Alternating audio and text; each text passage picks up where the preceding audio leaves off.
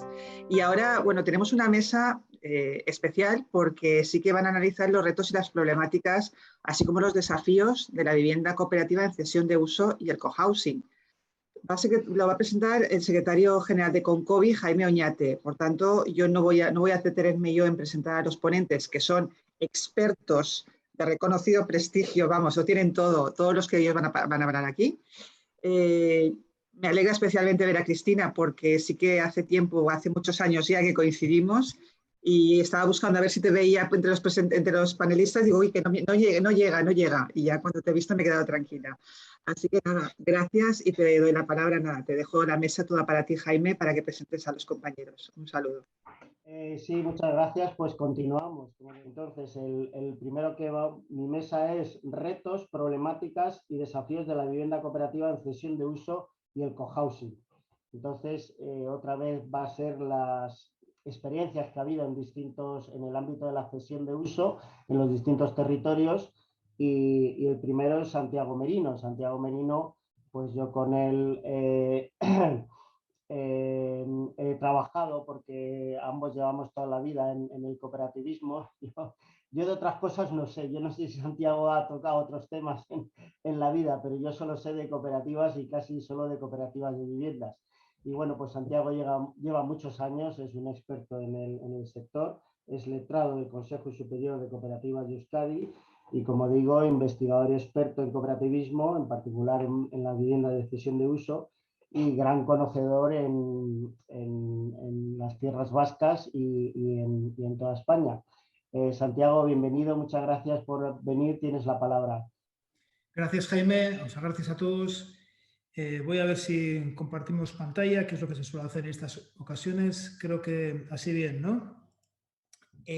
Lo primero, un agradecimiento a FECOPI y a Udescope y por extensión a Concovi, sobre todo por dos cuestiones, ¿no? La primera, por continuar reflexionando, ¿no? Yo creo que lo que se está haciendo en FECOPI y en Udescope es muy importante, en todas las experiencias que hemos ido viendo, sobre todo por lo que luego comentaré de la vertebración de este movimiento a través del mundo asociativo. Y la segunda de las cuestiones es posibilitarme, como ha dicho Jaime, volver a encontrarme con juristas, con amigos, con los que llevamos en estas batallas, pues la verdad es que gran parte de la vida, ¿no? Hablo de Jaime, hablo de Miguel Ángel Jubilares, con Cristina no he podido contactar, pero le he leído mucho y le he seguido, pues consecuentemente un placer para mí, ¿no? Han pasado bastantes años desde que en el 2013 publiqué un artículo, que lo tenéis ahí, la cooperativa de viviendas como administradora de bienes comunes. Es un artículo que posteriormente todo lo que ha venido se me cita constantemente cuando yo en este artículo no hacía ninguna referencia a la gestión, a la administración en régimen de cesión de uso, sino que únicamente porque yo soy el interventor en los procesos de liquidación de las cooperativas vascas, veíamos que en algunas de las cooperativas sería bueno mantenerlas para administrar los bienes comunes y no liquidarlas, ¿no? Ciertamente de ese artículo en el 2013 surgieron nuevos artículos, análisis de las experiencias emergentes y sobre todo una línea de investigación y reflexión no solamente en el ámbito vasco sino en toda España, ¿no? Yo creo que es momento, y es lo que pretendo yo en estos 10 minutos así un poco corriendo, es momento de parar, ¿no? O sea, de parar, quienes hemos intervenido desde el 2013 en los análisis que os estoy comentando, de parar y ver algunas reflexiones, ¿no? Algunas reflexiones desde el ámbito, sobre todo público. Adelanto una reflexión. Esto no sé si tiene mucho sentido si buscamos un impacto en la política habitacional sin esa colaboración público-privada, a la que luego voy a referirme, pero es momento de hacer un cierto parón, ¿no? El primer tema que yo creo que tenemos, quizás los expertos no, pero quizás no estamos llegando o no estamos siendo capaces de llegar a la ciudadanía con una clarificación conceptual y terminológica, ¿no? Bueno, por lo menos en el entorno en el que me muevo yo, en el País Vasco, no os podéis hacer ni idea la confusión que hay entre cooperativa, entre cohousing, entre cooperativa de vivienda y cooperativa de consumo, el cohousing, el co-living, salen decretos, o sea, del propio gobierno, o sea, de nuestro ámbito, en el que hablan de cohousing cuando les estamos diciendo que tienen que concretar la personalidad, o sea, jurídica. Yo creo que una cuestión importante, y por eso decía que es importante la labor, o sea, que se está haciendo desde FECOBI fundamentalmente, es una clarificación incluso terminológica, ¿no? El gran proyecto, o sea, que luego os citaré en Txomin, en Donosti, acudes a los socios y no tienen demasiado claro en qué régimen jurídico están, porque hay una carencia del estatuto jurídico de la persona socia, etcétera, etcétera. Si lo que pretendemos es que esto realmente tenga un impacto, tenemos que ir hacia una clarificación terminológica y la individualización de la personalidad jurídica propia en cada caso, ¿no? Nosotros hemos entendido desde el ámbito público vasco la cooperativa de viviendas como una herramienta de recursos habitacionales, es decir, en el marco de la Ley Vasca de Cooperativas y en general de lo que entendemos por cooperativas de vivienda, lo entendemos, insisto, como un recurso habitacional y no tanto, aunque en derivada podría entrar, no tanto como una prestadora de servicios, que es una cooperativa de consumo. De hecho, la gran parte de las cooperativas en régimen de cesión de uso senior, como bien es conocido, están agrupadas en el entorno de la Federación de Cooperativas de Consumo, ¿no? Yo creo que hay que clarificar de lo que estamos hablando. Nosotros en el ámbito público buscamos recursos habitacionales y buscamos esa colaboración entre público y privado, insisto, para garantizar el acceso a la vivienda. La pregunta del millón, ¿estamos hablando de la economía de los cuidados? Pues desde mi punto de vista, no del todo, ¿no? No del todo. Es decir, yo creo que la economía de los cuidados es una cosa que tangencialmente nos afecta, pero no es directamente un recurso habitacional. Puede serlo, pero no, o sea, directamente. Y las administraciones públicas necesitan que nos movamos en espacios de seguridad, en el ámbito de las subvenciones, de las intervenciones, etcétera, ¿no? Por lo tanto, yo creo que la herramienta desde las federaciones de cooperativas de vivienda es en cuanto a recurso habitacional, y por eso yo defiendo las cooperativas de vivienda y no tanto las cooperativas de consumo. ¿Cuáles son los problemas derivados de esta confusión? Pues efectivamente, problemas en la política legislativa, problemas en la fiscalidad, diversificación de un modelo que en un es una cosa y en otro es otra, cuando lo que estamos buscando desde el principio de los tiempos, como decía Jaime, es una unidad e interlocución, que para mí es una cuestión fundamental. Nosotros en el 2015, buscando una innovación en el gobierno vasco, salimos al mundo. Y salimos al mundo a ver qué había, ¿no? Y bueno, pues esto está sacado de la página web de la AFI, donde se diferencian las cooperativas en propiedad, alquiler, cesión de uso, patrimonio y responsabilidad limitados y ayuda mutua, que me imagino que conoceréis, ¿no?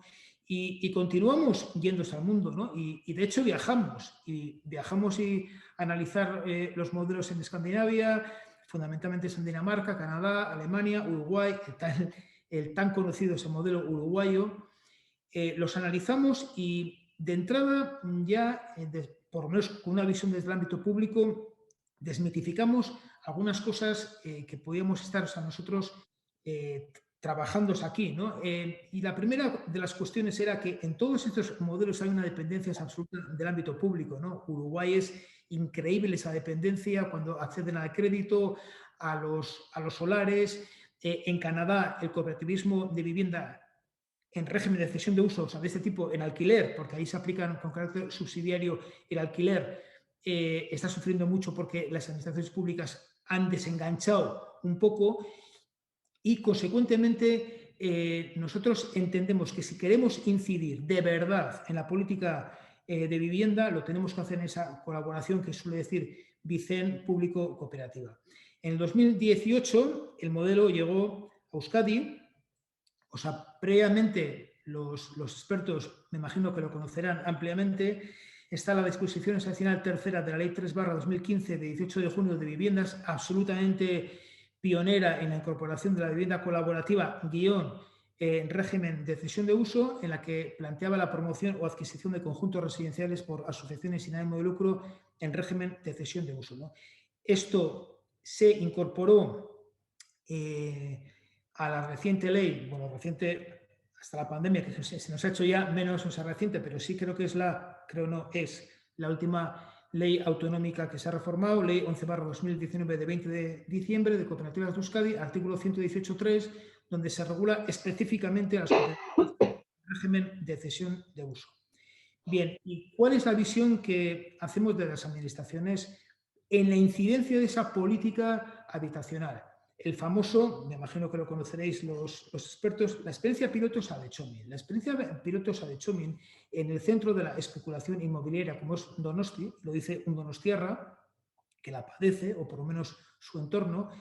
Hay una experiencia de una cooperativa de viviendas en régimen de cesión de uso de 125 viviendas, más o menos en el centro de Donosti, y de la cual yo siempre he dicho que tiene que salir bien sí o sí, porque yo creo que puede depender gran parte del desarrollo de la política de viviendas de VPO, de esa colaboración público-privada en el País Vasco, ¿no? No me voy a extender a mucho más, ¿no? Pero sí me gustaría dar 9 apuntes, creo que son tres presentaciones de 3 puntos cada una, de lo que hemos aprendido, ¿no? Porque desde que nos metimos en 2013 a hablar de estas cosas, hasta el proyecto de Txomin adjudicado, y hay una cooperativa que se llama Bizikide, que es la que está gestionando este proyecto con 125 viviendas, que 125 viviendas en Donosti es mucho, me imagino que lo sabréis, no estamos hablando de un proyecto de 8 viviendas que hemos conseguido una parcela, 125 viviendas en el centro de Donosti, nuevo modelo, colaboración público, cooperativa. Pero hasta Txomin, me gustaría decir 9 apuntes de lo que hemos aprendido. El primer tema es que es necesario clarificar para las propias administraciones, para que éstas puedan apostar, clarificar, sin perjuicio de otras experiencias, que estamos en una cooperativa de viviendas en régimen de cesión de uso. Las administraciones no van a entender otras cosas, por lo menos a la mía, ¿no? Segundo, que el desarrollo y éxito, creo que lo comentaban el compañero de Entre Patrios, de alguna forma está condicionado en experiencias un poco importantes a la apuesta que realicemos desde las administraciones públicas, ¿no? No solamente en el País Vasco, sino que también es así en Uruguay, en Canadá, en la reciente visita en Israel. Es decir, estos proyectos, para que sean alternativos y se luche contra los espacios especulativos, tienen que venir de la mano las administraciones públicas con la experiencia cooperativa en el sector de la vivienda. Evidentemente, estos proyectos, si están bajo el paraguas cooperativo, tienen que adecuarse a la identidad y los principios cooperativos. En algún artículo posterior al 2013 yo he hablado de la ideologización del modelo. El modelo lo tenemos que ideologizar bajo parámetros cooperativos y, lógicamente, bajo los parámetros de la identidad y los principios de la ACI. Nos encontramos, creo que lo ha escrito también Lambea y yo por extensión, y nos encontramos con contratos de cesión de uso, código civil de carácter atípico, en el marco de una sociedad característica como es la cooperativa, ¿no? Derecho de sociedades dentro, derecho civil, contratos de cesión de uso de carácter atípico. Interesantísimo el reglamento de desarrollo de la ley uruguaya del 2018, donde definen, y es el quinto punto, de una forma pormenorizada el estatuto jurídico del socio usuario. Esto es muy importante. Esto es muy importante. En Txomin nos siguen llamando al Consejo Superior de Cooperativas socios que no se aclaran de su propia posición, ¿no? Es decir, las administraciones tenemos que hacer un esfuerzo importante en este ámbito. 6. Necesitamos un modelo financiero, estamos en ello, se lo comenté esto a mi tocayo Merino hace ya, pues creo que año y medio. Estamos en la determinación de un modelo financiero. Interesantísimo abrazar el debate de cómo se contabiliza la amortización del crédito promotor, si se individualiza o no, si cuando una persona se sale de la cooperativa tiene derecho, además de sus aportaciones obligatorias, a la parte alícuota de la amortización del crédito a promotor. Fundamental este debate. En Uruguay lo hacen, en Dinamarca también. Nosotros no somos demasiado partidarios. Este debate hay que zanjarlo sin perjuicio de que ambos los modelos sean posibles. El respaldo público. Nosotros, cuando vertebramos el concurso de Txomin, que se presentaron no solamente la cooperativa adjudicataria. Lo que buscábamos era seguridad jurídica, lógicamente atendiendo a la ley de patrimonio, enajenación de bienes, ley de contratos, utilización pública, etcétera, etcétera. Buscábamos seguridad jurídica y buscábamos modelos financieros. Esto es en donde hay que hacer el máximo esfuerzo, en la seguridad jurídica y en los modelos financieros para que los proyectos sean viables, ¿no?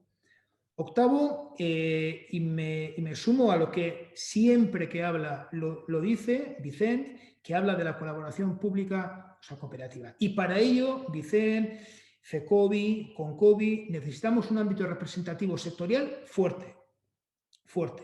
Nosotros desde las administraciones nos importan que estos proyectos, pequeños algunos, grandes, grandísimos, como en el ejemplo de Chomin, estén amparados, avalados y que cuenten con paraguas de movimientos representativos fuertes que puedan colaborar incluso, como pasa por ejemplo en Uruguay o algo en Dinamarca o menor en Alemania, sí, que puedan posibilitar el acceso a la financiación, ¿no?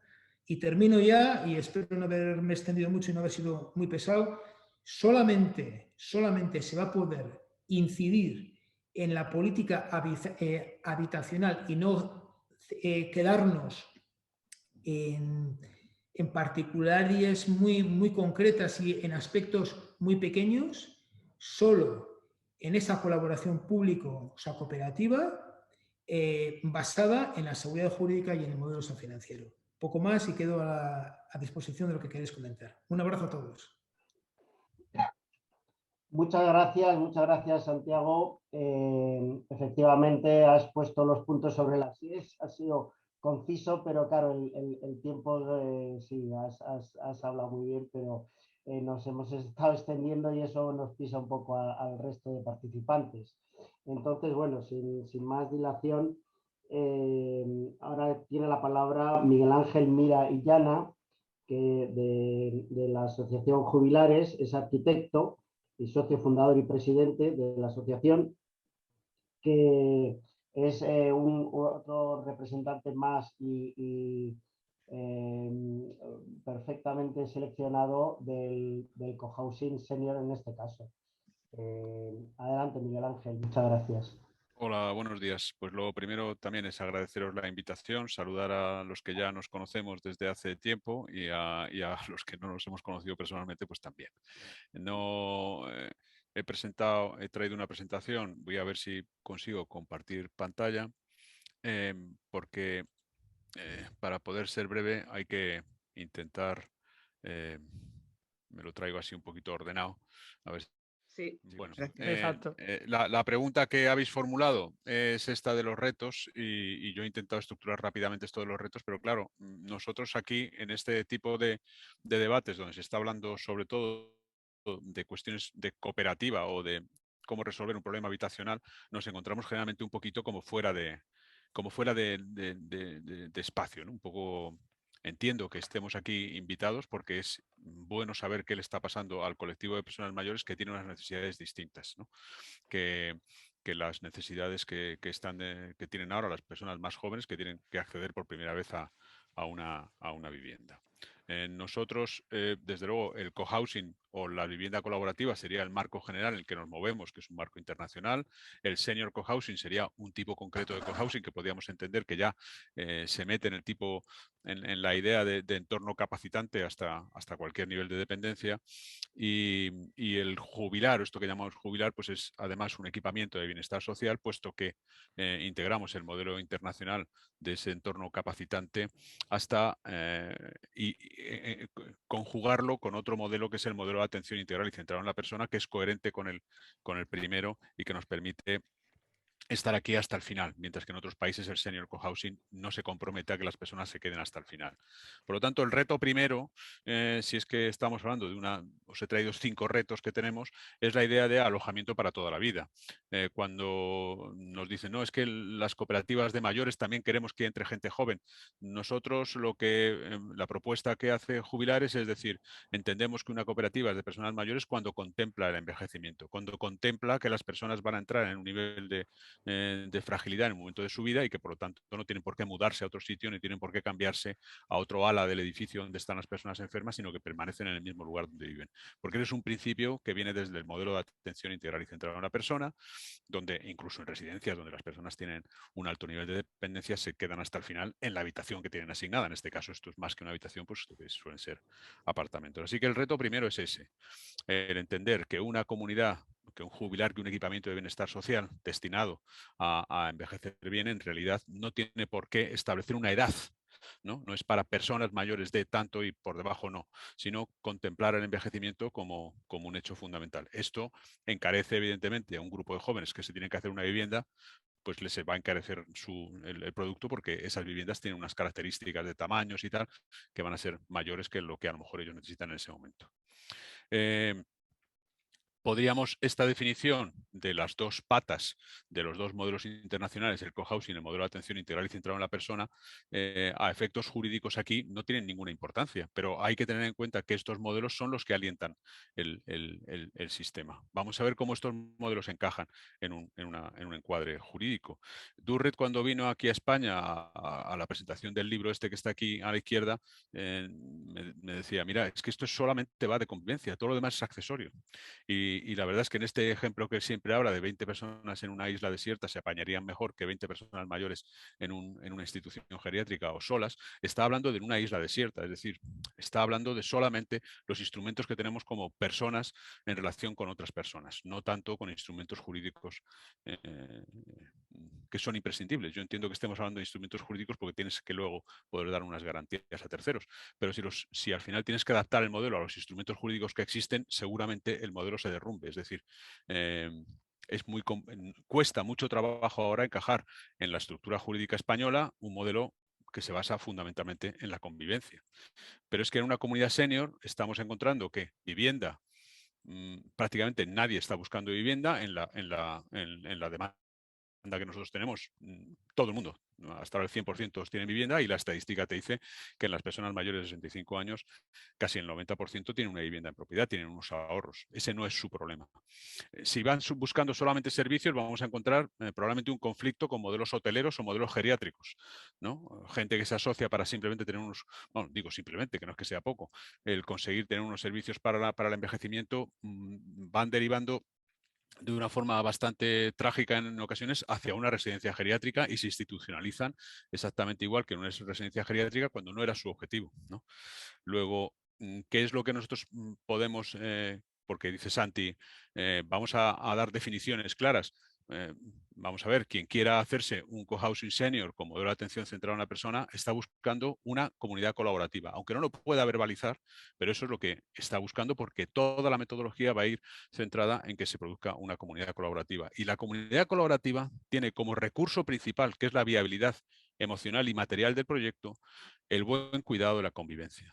Lo demás es accesorio y viene, por tanto, a fortalecer esta idea, que es una idea un poco artificial, por otra parte, que nos hemos hecho hace poco porque ya no vivimos en comunidades, sino que nos hemos tenido que convencer que volver a la comunidad es mejor para nuestra supervivencia, porque todo el mercado nos dice que no, que estamos mejor solos en casa y ya hemos vivido la experiencia de lo que es meter a la gente, aislarla en su casa y cómo luego se puede manipular a la masa de una forma tremenda. Entonces, las estructuras jurídicas que nosotros diríamos que son, este es el orden, es que el objeto social, y uso este nombre porque es el nombre, que es un nombre ambiguo, pero que es el que se usa en cooperativismo, para nosotros el principal es el cuidado de las relaciones y la convivencia. Y el objeto mercantil es subsidiario, que es el generar, por ejemplo, en nuestro caso sí que es generar servicios, no es generar viviendas, es generar servicios. Por eso la mayoría de nuestras cooperativas se van por el lado del consumo y los servicios. Pero esto parece una tontería, pero cuando nosotros tenemos un problema en una comunidad, esa comunidad aparece en un juzgado de lo mercantil. Si estás en una ciudad grande, estás en una ciudad pequeña, eso no se nota tanto, pero en una ciudad grande vas al juzgado de lo mercantil, no vas al juzgado de familia. Cuando en realidad las cuestiones del cuidado de las relaciones y la convivencia tienen mucho más que ver con el derecho de familia, como ese entorno donde tú puedes desarrollarte adecuadamente y un entorno que además se puede disolver si la relación desaparece. La relación, digamos, la sociedad mercantil familiar o la sociedad matrimonial desaparece si una parte de la pareja dice, oye, mira, se ha roto la relación. No hay que argumentar nada más. Pues en eso nos parecemos más al derecho familiar que a un derecho mercantil, ¿no? O sea que, así que si hubiera un segundo reto, es que es como generar una estructura jurídica que fuera un poco más acorde a lo que hacemos aquí, que es que el objeto social principal es el cuidado de las relaciones y la convivencia y por lo tanto habrá una conexión en valores como principal herramienta de trabajo para cuidar esa convivencia. Cómo se toman las decisiones. Ahora mismo una cooperativa tiene problemas para tomar decisiones. Toma una decisión por consenso y la tiene que traducir en una votación, porque el consenso no lo contempla la ley como una forma de tomar decisiones. Lo tiene que llamar unanimidad, decir cuántos votos ha habido. No puedes decir hemos tomado una decisión por consenso donde tantas personas han apoyado al 100, tantas han apoyado al 80 y tantas han apoyado al 20. No se entiende eso legalmente, lo pones en un acta y es prácticamente ilegal eso. O la escala de la gobernanza y la organización. ¿Qué decisiones tenemos que tomar entre todos? Por ejemplo, la ley de cooperativas te prohíbe que pongas en unos estatutos que la entrada de nuevos miembros la tendrá que aprobar la asamblea. Te dicen, vamos, te lo prohíbe. Tienes que tachar ese párrafo y tienes que decir que no, que la aprueba el Consejo Rector. Entonces tienes que hacer un paripé de tal manera que la asamblea, que es quien decide quién entra a los nuevos socios, porque es elemental en un proceso de convivencia, sea la que recomienda al Consejo Rector y que formalmente sea el Consejo Rector el que tome la decisión de quién entra. Pero en la realidad no es así. En la realidad lo está tomando una asamblea, porque es vital para el proyecto saber quién es el que va a entrar en la comunidad, ¿no? Esa arquitectura que favorece la vida en comunidad, el modelo de atención centrado en la persona. Fijaros que en una residencia geriátrica para personas con dependencia, donde entras ya incluso con una demencia, el sitio donde entras es como una familia y se llama unidad de convivencia. O sea, los que trabajan con ese modelo para personas con dependencia dicen, a mayor y mejor relación y convivencia, menos servicios profesionales. O sea, más barato. O sea, es tan fundamental la convivencia en la viabilidad de este modelo que a veces te lastra esa estructura mercantil. Ya he dicho antes que era la clave de la viabilidad emocional y material. Si participar son muchas cosas y te dice Marchionni que es la posibilidad de participar, también Putnam nos recuerda aquello de las comunidades o las asociaciones de segundo grado basadas en la convivencia. Estos modelos siempre se basan en la responsabilidad individual sobre el proyecto colectivo y sobre el proyecto personal. Luego, son proyectos donde la tutela de una administración va muy mal, donde la tutela de un gerente no cuadra. Aquí tiene que haber personas que se responsabilizan de su proyecto vital y a su vez del proyecto colectivo que han tenido ahí. Luego, ese reto tercero sería cómo se subordina esa estructura mercantil a todo lo dicho anteriormente, ¿no? Desde luego, con una participación máxima de autogestión y de responsabilidad personal. Por eso vamos a modelos donde es un socio y una persona, y aunque la ley nos impide que luego ciertas decisiones que, por ejemplo, tienen que ver con el inmueble y que en la vida de un proyecto de estos, hacer el inmueble o construir el inmueble es una parte mínima del asunto. O sea, al final, esta gente, vivimos juntos hay 20, 30 años, gestionando un montón de otras cosas juntos, que esas decisiones sobre el inmueble, la ley prácticamente no nos permita decidirlas por unidades económicas, por así decirlo, o por vivienda o como lo queramos llamar, pues resulta siempre una complicación, ¿no? Gestionamos alojamiento y me parece muy bien el modelo de cesión de uso. Funciona muy bien el modelo de cesión de uso porque necesitamos un modelo de tenencia y gestión que sea colectivo. Pero en Holanda estas comunidades en realidad no tienen el modelo de cesión de uso. Lo que hacen es alquilar un edificio completo que ellos alquilan y gestionan todo el edificio y pagan un solo alquiler. Es decir, un modelo de tenencia y gestión colectiva. Pero el resto de servicios también vuelven a estar siempre dirigidos a favorecer la convivencia, más que a simplemente gestionar unos servicios. El reto 4, eso lo vamos consiguiendo más o menos, el que nos consideren equipamientos de bienestar social y no viviendas. Esto nos da un amplio margen para acceso a todo tipo de suelos y ahora mismo, por ejemplo, es el sustento del proyecto de Cohabita Rivas, del que ya seguramente habréis oído hablar, ¿no? Y somos cooperativas en general de gestión, no de consumo y de servicios, ¿no? Y un reto último, desde luego, es la fiscalidad que puede acompañar a todo esto, que no tengas que esperar a los 65 años para que, por ejemplo, la aportación de capital que haces a un proyecto de estos pueda ser la aportación que viene de una anterior vivienda que tienes y que has vendido y que trasladar ese dinero aquí. Eso ahora mismo prácticamente solo lo puede hacer los mayores de 65 años. El resto de la gente, si traslada su dinero a una aportación a un un tipo de estos de cooperativas van a considerar que ha tenido una ganancia patrimonial bestial y le van a pegar un palo en Hacienda, cuando en realidad está trasladando el dinero de una vivienda, de su primera vivienda, a otra primera vivienda. Incluso siendo una cooperativa que gestiona servicios y que una cooperativa que tiene un régimen de cesión de uso, aunque sea el sistema puro, ¿no? Porque Santi ha hablado de cómo son las amortizaciones en nuestro sistema, mucha gente las amortizaciones las recupera porque vienen al fin y al cabo de aportaciones que ya tenían, como mucha gente tiene ya los ahorros, no es como el problema, no es como la cuestión de los jóvenes, pero aunque sea el sistema puro danés del Andel, de yo pongo un alquiler y no recupero más que el Andel que puse y el resto queda dentro de la cooperativa, esa cooperativa al final termina siendo una cooperativa que ayuda a la creación de otras cooperativas. Luego, en realidad, cualquier inversión de una persona en este tipo de modelo es una inversión en un modelo social de vivienda. No tendría por qué estar penalizado fiscalmente, sino mucho más al contrario. Ni siquiera tendría que ser un sitio donde tú invirtieras y tuvieras que vivir tú en ella. Porque estas cooperativas, en último extremo, ya te digo, hasta las de modelo puro, pretenden, cuando ya han pagado sus créditos, ser gente que ayuda a otras cooperativas a formarse.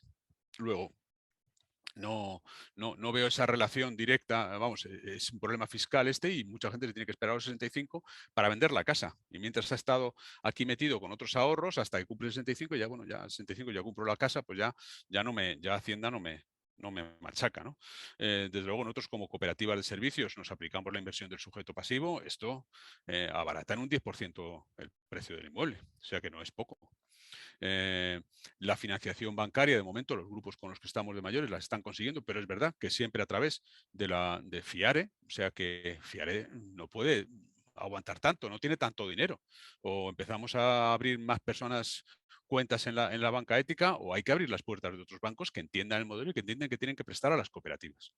Y luego, efectivamente, también los planes de vivienda parece que empiezan a introducir capítulos, ya el plan de vivienda 18-21 lo hizo y el nuevo ya tiene un capítulo mucho más abierto para estos proyectos de mayores. Así que yo acabo aquí con la foto que le gusta a Durret, también me gusta a mí, de los 9 comensales y las 11 botellas de vino, porque desde luego esta imagen te da una idea de que aquí no estamos hablando de instituciones, estamos hablando de una vida, de un tipo de vida distinto y donde la relación entre las personas es la clave de su viabilidad. No sé si me he alargado demasiado, ya he acabado. Gracias. Sí, muchas gracias, Miguel Ángel. Efectivamente, es que tenemos poco tiempo para todo lo mucho que tenemos que decir. Sí que has dado las ideas concretas y no te has podido extender mucho, pero sí nos... Bien, bueno, el proyecto Comunidades del Bien Común es la aplicación de la economía del bien común al ámbito de las comunidades. Por lo tanto, lo que vamos a presentar aquí pues es la importancia del cohousing y de la vivienda y del acceso a la vivienda en régimen de cesión de uso como un bien común, es decir, de manera diferenciada a como sería como un artículo de consumo, como un bien comercial, haciendo realmente efectiva y de manera alineada con el derecho constitucional o el derecho fundamental a la vivienda. Ha sido realizado gracias a la financiación de la Consellería de Economía Sostenible de la Generalitat Valenciana como un proyecto de investigación. Pasa a la siguiente, por favor. Y es una oportunidad para el desarrollo comunitario y además para hacerlo con arreglo a los grandes desafíos que tenemos a escala mundial, ¿no? Pues el ODS número 11 pues habla de las comunidades resilientes. ¿Puedes hacia atrás? Hacia atrás. Bien, bueno, lo primero que hay que señalar y hay que resaltar es que lo que hacen las comunidades al gestionar bienes comunes es todo un modelo de economía. Hay tres formas de llevar a cabo la economía: a través de relaciones de intercambio, que es el mercado, a través de sistemas redistributivos, que son los servicios públicos, y a través de grupos que se autogestionan para compartir bienes esenciales y fundamentales para el sostenimiento de la vida. Por lo tanto, sin estas comunidades, sin los bienes comunes, la economía está incompleta. Y además falta la parte más robusta de todo el sistema económico, puesto que el mercado es muy frágil, el Estado depende en buena parte de que vaya bien el mercado, y en cambio las comunidades son pues, las más autónomas. Por lo tanto, las comunidades van a ser esas entidades antifrágiles que nos van a proporcionar un entorno de resiliencia, que es precisamente lo que estamos aprendiendo en estos momentos de la historia, que es importante obtener. Pasa a la siguiente diapositiva. Bueno, lo que hacemos en comunidades del bien común es alinear, por una parte, lo que nos explica Felber de la economía del bien común, es decir, que la economía se diferencia de la crematística. La economía no consiste en buscar la multiplicación del dinero, sino en buscar la multiplicación del beneficio social y ambiental a la hora de manejar los recursos y adquirir bienes. Bueno, pues lo alinearíamos también, lo haríamos coincidir con la economía Donut de Kate Raworth, que establece también que la economía debería estar comprimida, contenida en un espacio delimitado por dos límites, uno interior, que es ese anillo verde oscuro del interior, que son los cimientos sociales, es decir, que no nos haga caer a las personas por debajo de, por ejemplo, del umbral de la pobreza, ni tampoco superar el límite superior, que es pues, los límites geofísicos, ¿no? Los límites energéticos y materiales del planeta. Pasa a la siguiente, por favor. Y ahí las comunidades entrarían en la defensa de ese primer límite, el social, el inferior. Es decir, evitaría que las personas cayeran por debajo de unas condiciones mínimas de dignidad. ¿Cómo medimos la aportación a la economía de cada una de las instituciones económicas? Bueno, pues a través de un balance, solo que en lugar de un balance financiero, pues de un balance del bien común, que consideramos más importante que el balance financiero, un balance principal. Y ahí las comunidades pues, van a tener, conjuntamente con el resto de las instituciones económicas, como los municipios y las empresas, la economía pública, la economía privada, pues la economía común también va a tener un balance propio con el que poder medir ese éxito, ese impacto. ¿Puede pasar al siguiente, por favor? También hacemos coincidir estos alineamientos teóricos con el de Otto Scharmer, la teoría U, que habla de que solamente podemos hacer una economía transformadora cuando al mismo tiempo actuemos sobre las tres dimensiones del sentir, el pensar y el hacer. Bueno, pues si las empresas, lo fundamental en ellas es el hacer, el fabricar un producto, en cambio las administraciones públicas, como los municipios, pues su actividad va a ser fundamentalmente la de pensar, la de establecer un programa de prioridades políticas, y la comunidad va a quedar para el tercer elemento, que es la dimensión del sentir. El sentirse parte de la común unidad que es la comunidad. ¿Puede pasar a la siguiente, por favor? Eso. Bueno, si nos fijamos en cualquier sujeto comunitario, no humano, es decir, vamos a mirar, por ejemplo, una colmena de abejas, pues podemos apreciar que en la anatomía, en la anatomía y en la fisiología del organismo están representadas todas las funciones vitales, todos los órganos fundamentales para la vida, y es perfectamente autónomo en el autosostenimiento de la vida. Pero al mismo tiempo, sin la colmena, la abeja no sobrevive mucho tiempo, porque necesita volver a representar esas funciones vitales en un nivel, en un grado de organización superior, que es el comunitario. Y ahí podemos ver cómo esos órganos vitales, esas funciones vitales, se convierten en bienes comunes. Pasaríamos de la ecología a la economía. ¿Puedes pasar a la siguiente, por favor? ¿Cuáles son esos bienes comunes esenciales para la subsistencia y que están extrapolados directamente desde la vida? Aquí las líneas teóricas de la investigación han consistido en dos grandes vías. Una, el análisis de la biología, de los grandes saltos evolutivos de la vida, y otro, el análisis de los grandes periodos históricos. Bueno, pues tanto uno como otro nos arrojan este sistema de bienes esenciales, ¿no? El alojamiento, la agroecología, el agua, la autofinanciación, la energía, la movilidad, la conexión, es el acceso a Internet, y también las condiciones sociales de posibilidad de la autogestión de todos estos bienes, que serían un sistema de cohesión y de gobernanza, que es el que van precisamente a constituir las comunidades. Bueno, pues también estarían alineados con las diferentes etapas históricas, ¿no? El Neolítico con el primer nivel, Mesopotamia y Egipto con las sociedades urbanas con el segundo nivel, la sociedad industrial con el tercer nivel y la sociedad red que se pone en marcha a partir de la globalización que existe gracias a la interconectividad, alta interconectividad, pero también ahora se necesita una relocalización que haría referencia a esas relaciones de cohesión y de gobernanza. Pasamos a la siguiente, por favor. Por lo tanto, si rescatamos también de la teoría de los bienes comunes de Lynn Ostrom, que pues, es nuestra premio Nobel en economía, que precisamente pues, la única mujer en ganarlo en solitario, precisamente porque añadió al statu quo de lo público y lo privado lo común, añadió lo común como el tercer elemento que permite una circularidad entre los tres subsistemas, pues ella habla de los tres componentes esenciales, los tres componentes estructurales, que serían la comunidad que se dota de una norma, de un conjunto de reglamento para poder gobernar los bienes comunes. Bueno, pues nosotros nos centramos a la hora de hacer comunidad, en las comunidades del bien común, también para los modelos de cohousing y vivienda en cesión de uso, es partir de esos mismos principios. Es decir, ¿cómo establecemos comunidad? A través de la mejora de la cohesión comunitaria. Esa cohesión social que nos da el sistema de convivencia y los acuerdos constitucionales no es suficiente, hay que profundizarlo. Y esa profundización se hace en grupos que se cohesionan especialmente, podemos llamarlo cohesión comunitaria. Además, esa cohesión que ya ha construido comunidad tiene que hacer funcionar a la comunidad para que pueda dotarse de ese conjunto de reglamentos y de normas, y esa es la gobernanza participativa. Usamos la metodología de la sociocracia como modelo más perfecto, más avanzado para lograr esa gobernanza realmente participativa.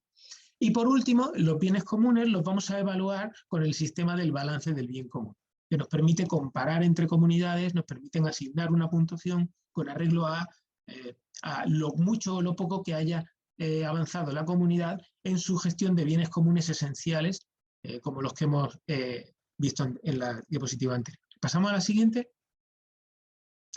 Por lo tanto, nos basamos en el modelo de la economía del bien común en cuanto a valores, en cuanto a principios, en cuanto a procedimientos, como el propio balance del bien común. Pasamos a la siguiente. Diapositiva, la siguiente. Eso es. Por lo tanto, nosotros nos vamos a basar en ese balance del bien común que corresponde a las entidades, a las organizaciones. En este caso, manejamos la comunidad como una organización económica, como una institución. Pasamos a la siguiente, por favor. Para ello, vamos a valernos de la matriz internacional del movimiento de la economía del bien común, es decir, cruzamos esos valores esenciales, dignidad, solidaridad, justicia, sostenibilidad, transparencia y participación, con los grupos de contacto que se establecen en una organización, solo que ahora los adaptamos para un entorno comunitario, para la institucionalidad comunitaria. Pasamos a la siguiente, y eso significa, bueno, vamos a tener un plan de acción, es decir, frente a un ayuntamiento o a una empresa que solo tiene que orientarse al bien común, en cambio la comunidad tenemos que plantearnos el que exista la comunidad, el promover, el crear esas comunidades. Por lo tanto, el plan de mejora se convierte en un plan de acción, en un plan impulsor, mediante esos temas, esos aspectos de la matriz, nos van a ir ayudando a establecer una serie de acciones para constituir la comunidad y llevarla a buen puerto. Pasamos a la siguiente. Bueno, hay una serie podemos distinguir entre diferentes tipos de comunidades con arreglo a estos tres principios estructurales. Es decir, aquellas que tengan un sistema de identidad preestablecido, podemos llamarlas comunidades de base. Aquellas que tengan una intención de compartir una serie de bienes comunes, tienen ese objetivo, podemos llamarlas intencionales. Y aquellas que no poseen ninguno de los dos elementos anteriores, podemos llamarlas comunidades geográficas o territoriales, es decir, aquellas que solamente tienen un sistema de gobernanza porque es que no podría ser de otra manera, muchas veces por imperativo legal, pues se sortea quién es el presidente de la comunidad, por ejemplo, y de manera rotatoria. Bueno, pasamos a la siguiente. Bien, ¿cuáles son las experiencias que hemos desarrollado en comunidades del bien común? En primer lugar, la experimental, la que nos ha ayudado al proceso investigador, en el formato de tesis doctoral, en Benissama, en Alicante, con una comunidad experimental que ha ayudado a cualificar y a pulir el procedimiento que empleamos en comunidades del bien común. Y a continuación, pues hemos trabajado junto con Vida Sostenible Cohousing en un cohousing en el barrio de Rabasa, en Alicante. Iniciativa que está prácticamente ya sobrepasado el Ecuador, ya ha conseguido sus niveles de cohesión, de gobernanza, y también se está enfrentando a que esa gobernanza recaiga sobre los bienes comunes esenciales, que son los que van a puntuar en el balance del bien común. Pasamos a la siguiente. Y también nos planteamos para el futuro, pues, contribuir, colaborar con ese necesario que se echa en falta diálogo de saberes, también con las epistemologías indígenas, fundamental en el desarrollo comunitario, pues, abordar esta cuestión. Y para eso, pues, también nos proponemos abordar algún proyecto comunitario en la Amazonia, como también pues, presentarnos a posibles convocatorias de ayudas para intentar extender el modelo territorialmente pues allí donde se pueda realizar, como por ejemplo donde venimos trabajando, pues en la Comunidad Valenciana, sin olvidar los cohousing. Es decir, el cohousing, pues, sería la modalidad estrella en la que un grupo humano se convierte en comunidad. Si pasamos a la siguiente. Bueno, en cuanto a la problemática... Perdona, Luis, tenemos que ir terminando. Cuando puedas vas sí, acabando. pues 2 minutos, sí, sí. Bueno, como problemática que afrontamos a la hora del desarrollo territorial, bueno, pues es el que mencionábamos. Al no haber un objetivo, al no haber una identidad que los haga comunidad de base, pues nos vamos a enfrentar a un grupo poco cohesionado, mal gobernado, es decir, sin metodología de gobernanza, como por ejemplo la sociocracia, que es la que utilizamos nosotros. Pues, todo ello, pues, ¿cómo se puede afrontar? Bueno, se puede compensar de alguna manera, por ejemplo, creando un grupo intencional dentro de esa comunidad territorial, llegando a acuerdos de aceptación y compromiso, programas de formación, de concienciación, de acompañamiento, pues colaborando con entidades que ya operan en el territorio, como los administradores de fincas, y combinando la acción coordinándola con los agentes públicos, ¿no? Con los municipios que pueden crear políticas públicas que estén en consonancia con este desarrollo comunitario. Pues no tienen por qué pagar el mismo IBI, el mismo impuesto de basuras, el mismo impuesto de obras, las mismas tasas, pues quienes aportan más o menos según aporten al bien común. Pasamos, ya estamos terminando. Bueno, por eso estamos trabajando en partenariados que nos ayuden a conseguirlo. Pasamos, otra diapositiva. Nos apoyamos siempre en que en el nuevo panorama de la legislación que nos está ayudando, y hay directivas europeas que hablan, por ejemplo, de comunidades energéticas, pues la comunidad del bien común no puede dejarse fuera el aspecto de la energía, que es uno de los que trabaja de manera primordial, pues con arreglo a este nuevo paradigma que hace descansar la gestión de la energía viniendo de un escenario en el que está gestionada por un oligopolio a totalmente opuesto, al más democrático posible, que es a través de una comunidad energética. Sí, pasamos a la siguiente ya para terminar. Bueno, también pues las fuentes legales en nuestro país que también nos ofrecen un marco de oportunidad histórica. Ya hay leyes que ya mencionan estas comunidades energéticas, todavía no se han traspuesto las directivas, pero ya empiezan a legislarse en un sentido favorable, como por ejemplo para la creación de la Asamblea Ciudadana. Sí, pasamos a la siguiente. Bien, en el plan de recuperación, transformación y resiliencia del Gobierno de España también se hace referencia a las infraestructuras, los ecosistemas resilientes, la transición energética. Pasamos a la siguiente. Bien, en estos nuevos proyectos, pues sobre todo lo que nos proponemos como objetivos es capacitar a los administradores de fincas como agentes territoriales de cambio y también identificar posibles comunidades geográficas que pudieran transformarse en comunidades del bien común. Pasamos a la siguiente, ya terminando. Bueno, uno de los desafíos que tenemos por delante, que quería resaltarlo ya para terminar, pues es la vinculación de las comunidades del bien común, de este desarrollo comunitario basado en la economía del bien común y propuestas como la renta básica, ¿verdad? Y es que disuelve aquellos inconvenientes que pueda verse al sistema de renta básica, que parece por otra parte insolayable, ¿no? Que es por ejemplo, que los bienes se disfrutan directamente, no a través de una asignación puramente financiera que no resuelve el problema de base, que es la adquisición de los bienes fundamentales como tales.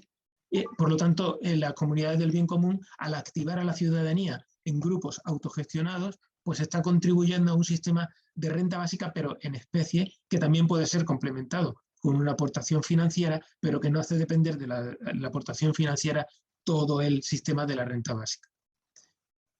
Pasamos para finalizar. Bien, entonces, pues, en resumen, y para terminar, pues, vivimos en una sociedad multicrítica, caracterizada por el advenimiento de un declive energético, como explica, por ejemplo, Antonio Turiel, científico del CSIC, una escasez de minerales, que ya la estamos viendo en la paralización de la fabricación de automóviles, caracterizada por unos ciclos en los que siempre se acaba entrando en crisis. Por lo tanto, la crisis financiera y económica es solo cuestión de tiempo. El problema del desempleo al que nos vamos a enfrentar por la digitalización y la robotización propia de la cuarta revolución industrial, la emergencia climática, no ya el cambio climático, que lo va a complicar todo, los riesgos sanitarios que estamos viendo como una consecuencia más de la sociedad multicrítica y de esa emergencia climática, es que se pierden las funciones de dilución y de amortiguación de los ecosistemas, por lo tanto vamos a tener más riesgos sanitarios y por lo tanto pandemias como la que hemos conocido. La pérdida de biodiversidad en la comunidad del bien común fomenta la agroecología, por lo tanto, y la custodia del territorio, no solo la agroecología, también la custodia y la conservación de los territorios naturales, vincularse como comunidad a territorios naturales, y el estrés hídrico, que en nuestro país pues se prevé que va a ser enorme. Bueno, pues todo esto lo vamos a hacer frente, con ya la última diapositiva, con las grandes soberanías, ¿no? La soberanía financiera, la soberanía hídrica, la soberanía energética, la soberanía en los cuidados, puesto que también trabajamos salud comunitaria y educación comunitaria, la soberanía alimentaria, soberanía habitacional, gracias a los sistemas de cesión de uso basados en la comunidad, liderados por la comunidad, soberanía telemática también en el acceso a Internet, y soberanía organizativa, que es fundamental para poder tenerlo todo, cohesión y gobernanza participativa a través de la metodología sociocrática. Y ya la última es solamente una cronología, ¿no? Bueno, pues si en 2009 apareció el Nobel de Ostrom, que fue se respaldó desde la academia, pues la economía de los bienes comunes, unos meses después tan solo aparecía Felber y su economía del bien común, el movimiento mundial que lo mueve y que lo impulsa. Y en 2012 pues llega a España la economía del bien común y en general a los países hispanohablantes. En 2014 comienza el trabajo sobre los primeros trabajos sobre los avances teóricos para las comunidades del bien común. En 2016 la creación del equipo impulsor, del que yo pues tengo el gusto de formar parte. En 2018 la primera comunidad experimental, y en 2020 comenzamos con las iniciativas ya de manera profesional, con las iniciativas de cohousing. Y eso es todo por parte de las comunidades del bien común. Muchas gracias a los anfitriones por la invitación. Sí, muchas gracias, Luis. Efectivamente, siempre hay que tener en cuenta los principios teóricos en los que nos basamos para luego poder desarrollar ya las iniciativas concretas. Entonces, bueno, nos estamos quedando sin tiempo y por eso yo ya prefiero no hablar mucho más. Le paso la palabra a Nacho Collado Gosalvez, que es experto en estudios urbanos, es parte del laboratorio Domestiques. Y por favor, Nacho, pues te pido que una gran concreción, una gran síntesis, que nos traslades las ideas que tú tienes y que nos pueden aportar para colaborar en el cohousing, y que seas rápido y sencillo y sincero. Gracias. Vinga, hola, bon dia a tots. Promet ser ràpid. Bueno, veo que el tiempo es muy limitado lo que nos queda y quedamos dos, entonces voy a intentar limitar al máximo lo que quería explicar.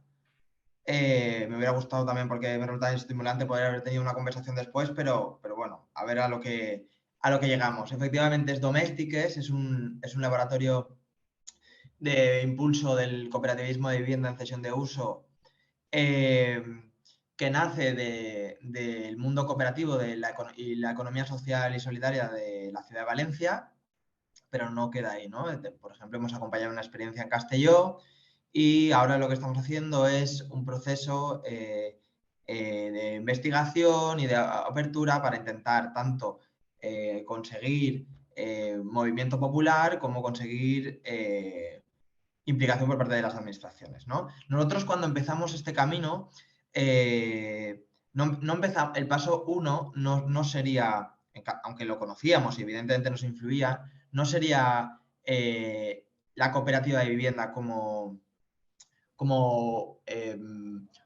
un elemento a perseguir per se, ¿no? Nosotros partíamos de un concepto o de una construcción de la idea del hogar. El hogar como, no como un refugio, no como una casa, como un refugio, como un techo, sino como el lugar donde se reúne tres condiciones o tres tipos de relaciones. Una relación de intimidad, donde cada persona, cada familia, cada elemento puede sentirse, puede vivir sin máscara, sin ropa, digamos.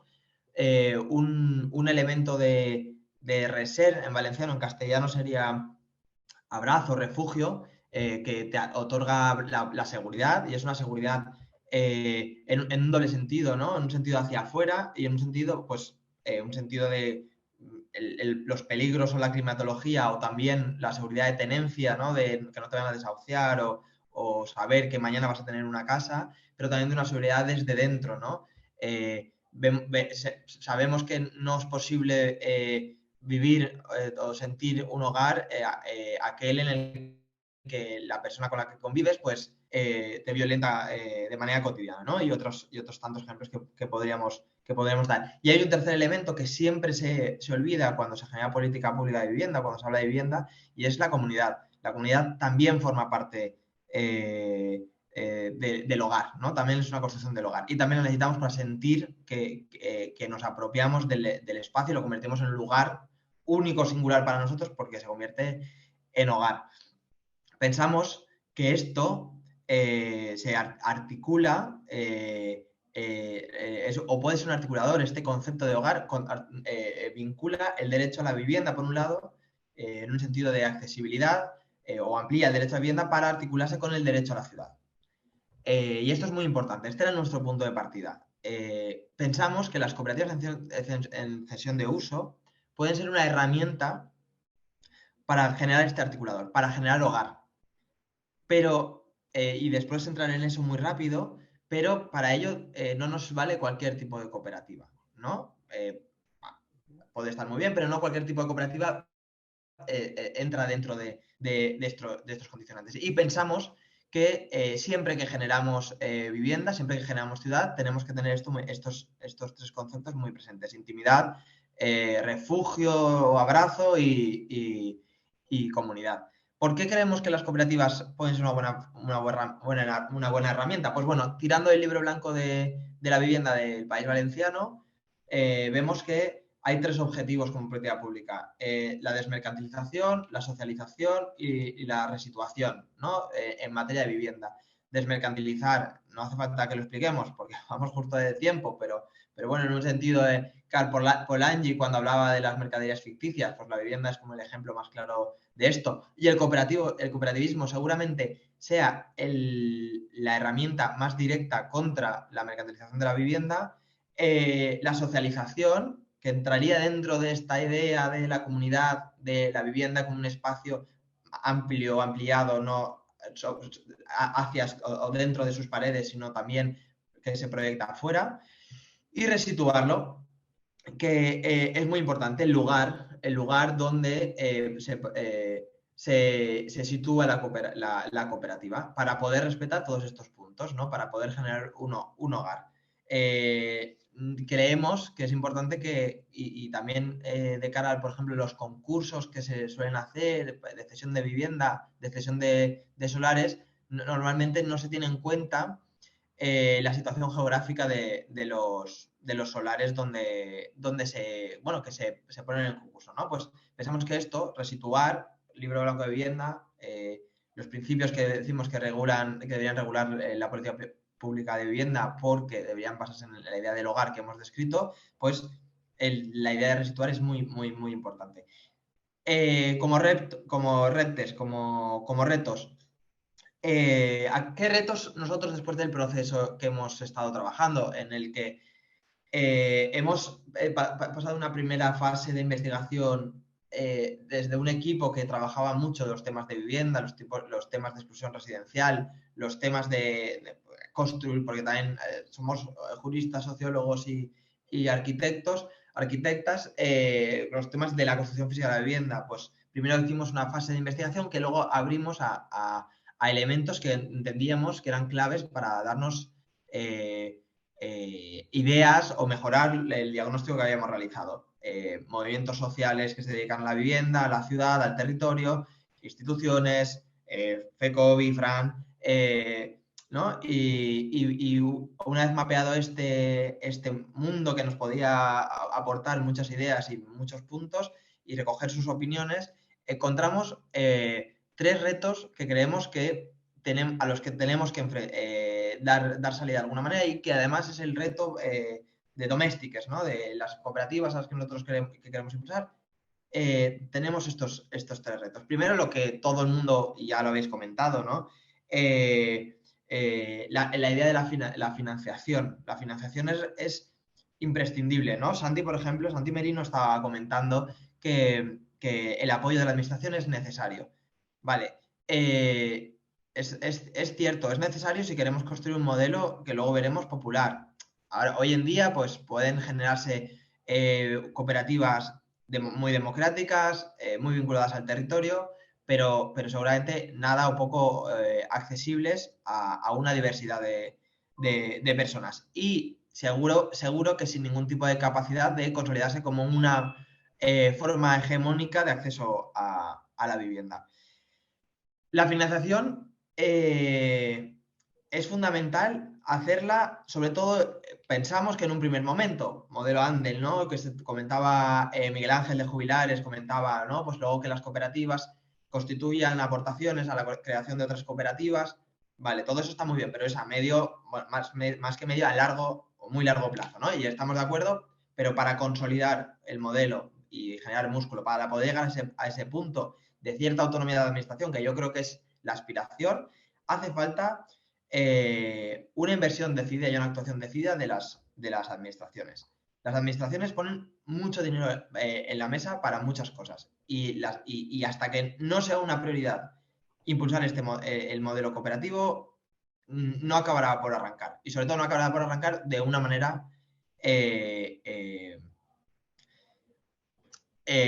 igual en todos los territorios y para todas las personas que aspiren a habitarlo. ¿Por qué digo igual para todos los territorios? Por ejemplo, con la cesión del suelo, nosotros hemos visto que en Barcelona se pueden hacer cooperativas que tengan unos precios muy parecidos a la que puedes intentar montar en Castelló. Claro, si en Barcelona una cuota de 500 euros al mes es una cosa que se entienda asequible, en Castelló una cuota de 500 euros al mes no es una cuota asequible. Aquí tenemos un problema en el País Valenciano y en los territorios, sobre todo, si salimos del País Vasco, Cataluña, de los territorios, o Madrid, ¿no? Los territorios del sur, del Mediterráneo. Y esto es una cosa, es un debate o es una cuestión que tenemos que abordar. Se reducen costes, pero ¿cómo lo hacemos? Porque no podemos dar el mismo resultado cuantitativamente en Valencia, o en Castelló, o en Alacant, que en Barcelona o en Madrid. Porque entonces no estamos generando un modelo propio, un modelo asequible en nuestro territorio. Después, la vinculación con la ciudad, lo que estaba comentando antes. Disculpa, Nacho, es que vamos ya muy, muy mal de tiempo. Disculpa, vale, es que voy acabando, por favor. Voy a acabar en menos de 1 minuto y medio. La vinculación con la ciudad. La vinculación con la ciudad creemos que es muy importante por lo que estábamos comentando antes, y nos da reparo intentar generar modelos muy interesantes a nivel interno, muy interesantes a nivel de democracia interna, pero desvinculadas con el territorio. Al final, en ese sentido de su relación con el territorio, con la ciudad, con la creación de ciudad, que no se distinga mucho del modelo neoliberal de urbanización cerrada con servicios desvinculados del territorio. Esto no es una crítica al comentario de las cooperativas para gente, como jubilares y tal, ni mucho menos va por ahí, no entraba ahí. Y por último, hacer un modelo popular, que un poco recoge todo lo que viene ahí. ¿Y cómo hacemos un modelo popular? Porque nuestra aspiración debería ser no hacer pequeñas islas en el estado de gente muy bonita, pero privilegiada por poder vivir aquí, sino promover un modelo que se convierta en hegemónico. Pues popular en un triple significado. Conocido, la gente tiene que conocer este modelo, tiene que ser deseado, tiene que ser un modelo deseado y no desvinculado a los deseos y a las voluntades de la sociedad, y debe ser, sobre todo, asequible. ¿Vale? Ya acabo aquí. He estado 8 minutos, creo que he reducido bien. Muchas gracias. Gracias, Nacho Collado. Sí, bueno, ha sido interesante, pero bien, sí, hemos estado. Y es que me queda... Es fundadora de Hispacop y colaboradora con Hispacop, colabora con nosotros, con Concovi habitualmente, y entonces, pues claro, para mí no tengo más que buenas palabras. Entonces me duele mucho decirle que de todo lo que sabe y de todo lo que hace, pues que intente también resumir y aportarnos grandes ideas como nos están aportando a lo largo de todo el debate. Gracias, Cristina.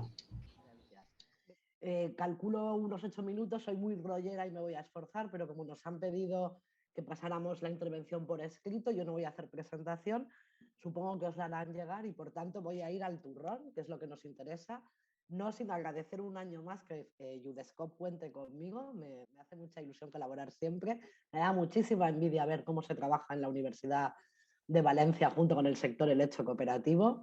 Yo soy una yonki del cooperativismo y por tanto, primera idea, la vivienda colaborativa, el cohousing, cohabitatge en catalán y en valenciano, covivienda en castellano, debe ser cooperativa. Los principios cooperativos y la esencia de la cooperativa encaja perfectamente con el modelo que buscamos, que es un modelo de sostenibilidad económica, ergo asequible, medioambiental y social. Estoy totalmente de acuerdo con la intervención de Nacho de esa doble dimensión que estamos buscando. En la vivienda colaborativa estamos dando un servicio al socio porque buscamos no solamente resolver el hecho habitacional, sino el hecho convivencial. Un modelo de convivencia basado en valores humanos, en olvidarnos de la frialdad de la ciudad que se ha contagiado en otros entornos. Por tanto, y respondiendo a la primera intervención, necesariamente la cooperativa de este tipo deberá ser integral, porque va a resolver la vivienda y también otras necesidades de la persona. Evidentemente, en los modelos de cohousing tiene todo el sentido del mundo. ¿Qué vamos a hacer con unos estatutos típicos de cooperativa de vivienda cuando venga el inspector fiscal y vea que como gasto corriente hemos metido el sueldo del podólogo, por tanto, o el del dinamizador social? Por tanto, necesariamente estamos hablando de un modelo de cooperativa integral de vivienda y de servicios, porque se conjugan los dos aspectos. En contenido estatutario, muy importante regular las condiciones del socio. El socio, vamos a efectivamente ideologizar el modelo. El modelo busca un modelo convivencial específico, de hacer asequible, de hacer realidad un derecho fundamental que es el de la vivienda. Por tanto, primer contenido de estatutos, la clase de vivienda. Las clases de socios que vamos a poder tener. ¿Qué requisitos le vamos a exigir a esa persona socia para que encaje en ese modelo convivencial? El régimen de sus aportaciones. Las aportaciones no tienen nada que ver con el modelo tradicional de vivienda en el que pensábamos en la compra o adjudicación de la propiedad privativa al socio. Aquí lo característico del modelo es que la cooperativa es la propietaria de todo el edificio, de aquellas dependencias que vamos a usar privativamente, pero también de todas las comunes y de aquellos servicios que vamos a prestar. Por tanto, en las aportaciones económicas vamos a diferenciar lo que es el precio por el derecho de uso. A propósito del derecho de uso, el derecho de uso no es un derecho que entre en el patrimonio del socio y pueda disponer de él. El derecho de uso es, en este modelo cooperativo, el desempeño de la actividad cooperativizada. Por tanto, no lo vamos a poder, como en la vivienda tradicional, meterlo en nuestro tráfico jurídico y económico como si fuera un derecho independiente. Si no somos socios de la cooperativa, no podremos disfrutar del derecho de uso. Y eso nos lleva también a regular específicamente todo el proceso de bajas, de altas y de transmisión incluso de las aportaciones y de la condición de socios, poniendo en valor el hecho convivencial. Una de las preguntas que se nos lanzaban y que yo he intentado responder es: ¿una persona socia por unidad de convivencia o más de una? Lo ha explicado perfectamente Miguel Ángel. Si hay más de una persona socia, van a tener a lo largo de su vida posibles problemas convivenciales. Si ambas son socias y la cooperativa tiene todas sus viviendas ocupadas, no va a haber ninguna forma humana de evitar que el conflicto familiar se traslade a la asamblea de la cooperativa. Por tanto, nuestra recomendación siempre es una persona socia de la unidad de convivencia, pero luego regular estatutariamente un régimen suficientemente flexible en cuanto a la transmisión de la condición de socio, de las aportaciones a capital y de ese derecho de uso que es inherente. Regulación también, como os decía, muy específica de las aportaciones. Habrán aportaciones financieras, porque sobre todo en los modelos en que la cooperativa no sea propietaria de todo, sino solo del edificio, pero no del suelo, que son los modelos de cesión de uso, vamos a tener en cuenta la amortización hipotecaria del préstamo que hemos conseguido, pero también hay que tener en cuenta la amortización del edificio. Estas cesiones de uso del suelo se están efectuando en derecho de superficie con una duración de unos 75 a 90 años, pero cuando finaliza, el edificio revierte a la administración pública titular del suelo. Por tanto, hay que tener aportaciones financieras que tengan en cuenta esa amortización del edificio para poderlo reponer el día que se le devuelva a la administración pública y, en su caso, construir un nuevo edificio y subrogar a los socios que haya en ese momento en el edificio.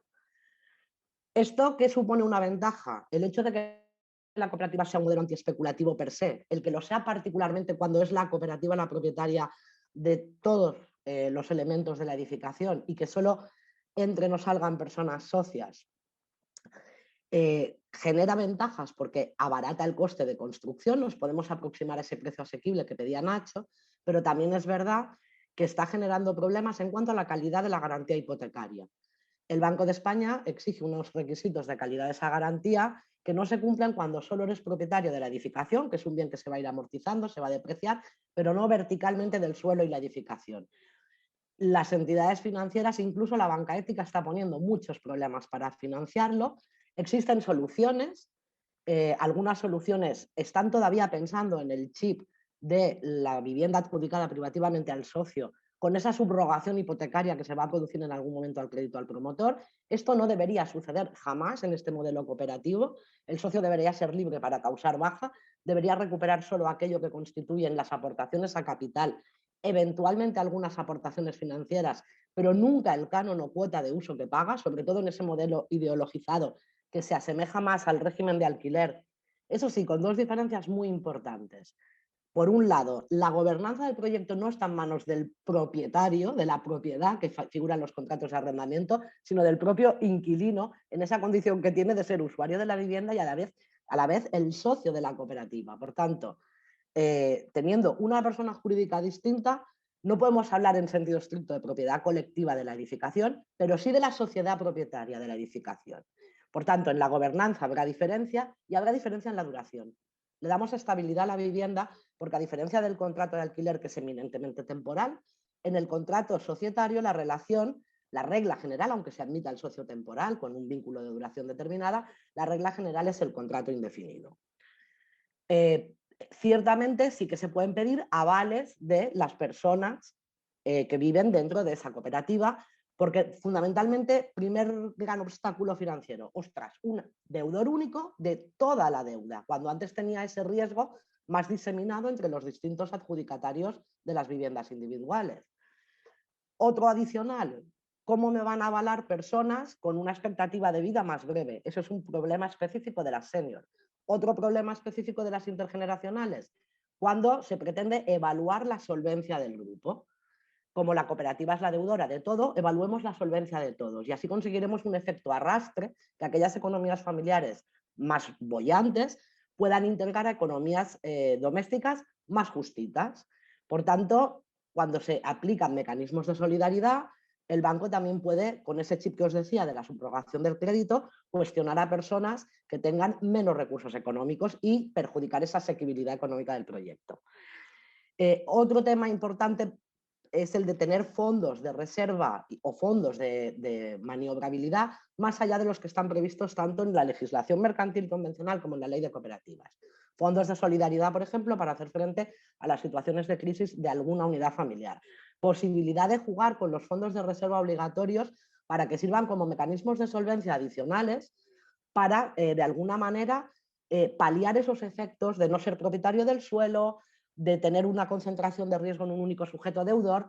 Por tanto, hay una serie de aspectos que podemos tocar por estatutos, pero hay otra serie de aspectos que requieren de modificación legal. Ahora me cambio de gorro, ya no soy experta jurídica y soy patrona de la Dinamo, y os explico que desde la Fundación La Dinamo, que es una fundación creada, somos muy jovencitos, hace muy poco que existimos, pero hemos hecho ya muchas cosas. Hemos promovido varias cooperativas en cesión de uso con nuestra inversión solo o en conjunto con COP50SET, que creo que os han hablado antes también de esta cooperativa desde Sostrasidi. Pues uno de los trabajos que hemos hecho, aparte del estudio de todo ese marco internacional para ver dónde debíamos ampararnos, ver dónde está el secreto de que las administraciones se impliquen en promover este modelo, ha sido el trabajar un marco legal desde la legislación cooperativa en el que se recojan todos estos aspectos, insisto, muy ideologizados. La normativa, si al final se está consensuando en este momento entre el sector y si al final prospera, va a ser una normativa muy... Os voy a poner un ejemplo. Del corte de la ley de arrendamientos del año 64, nada liberal, va a definir mucho el modelo, porque también lo han dicho muchos ponentes, hay que tener seguridad jurídica. Hemos optado por ese modelo de cooperativa integral de vivienda y consumo como una clase específica, por exigir que sea una cooperativa no lucrativa, por exigir que no se pueda transmitir nunca el derecho de propiedad a los socios. Es decir, hemos puesto el acento en aquellos elementos antiespeculativos y de asequibilidad, reforzando las reglas generales del régimen de altas y bajas del socio y sus consecuencias económicas para favorecer esta asequibilidad. Y bueno, esperamos que pueda salir pronto. Como os decía, es el modelo de la ley de arrendamientos del 64 y cuando consigamos esa hegemonía que pedía Nacho, posiblemente podamos hacer como la del año 94 y liberalizar esa regulación. Tengo el honor, además, de participar también en otro marco legal que también esperamos que vea la luz dentro de estas legislaturas, con la Consellería de Habitatge y Arquitectura Bioclimática de la Vicepresidencia Segunda de la Generalitat, en un equipo que lidera Pilar Alguacil, que como sabéis también es profesora de la Universidad de Valencia. Por eso os digo que me da muchísima envidia que en Valencia hay grandísimos expertos en el mundo académico. Estamos trabajando también por intentar estudiar el marco de qué políticas se están aplicando. También se ha hecho un gran trabajo desde Udescope en este sentido, con todo el proyecto de Base Viva, creo recordar que se llama, y también lo hemos, como os decía, trabajado desde la Dinamo, y estamos también viendo si se puede hacer alguna normativa que las impulse y las desarrolle. Y no me enrollo más porque me he pasado muchísimo el tiempo que me habéis dado. Quedo a vuestra disposición si nos da tiempo de debate y si no, espero que la ponencia un poco más académica que he montado en Word pues os pueda servir a todos o ayudar en algo y agradecer a todos los ponentes que sus intervenciones han sido fantásticas. Gracias. Muchas gracias, Cristina. Sí, tu intervención también ha sido fantástica. Todos hemos aportado los conocimientos que teníamos, desde Santi Pedino, que ha puntualizado muy bien los puntos sobre las IES, los problemas que tenemos, partiendo de los hechos, pues los problemas que tenemos, que luego es difícil que se acepte en la legislación. Como siempre, como sabemos, la legislación va por detrás de los hechos y de la realidad jurídica, y eso, de eso se trata en estos seminarios, de ver cuáles son los hechos y cómo podemos articular la realidad jurídica y legal y fiscal para que sean posibles estos modelos de cohousing que nos proponemos. Gracias a todos los participantes. Ya no puedo resumir o incidir en lo que habéis dicho y paso la palabra a Udescope.